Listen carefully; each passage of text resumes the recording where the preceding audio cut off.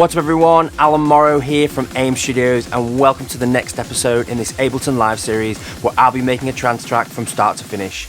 In this episode I'm going to be showing you how I do my final mix down for the full track. I'll be covering elements such as getting your kick and bass nicely balanced and consistent throughout the drop. We'll be looking how to fix phase issues and alignment. I'll be showing you how I level, EQ and process each channel so that they work nicely with each other. We'll also be looking at controlling your dynamics and peaks for louder mixes while showing you ways to analyze your mix for mix issues and how to fix them. As well as this, I'll be going through my process of thinking ahead when it comes to making mix decisions and why I approach particular mixing tasks in a particular order.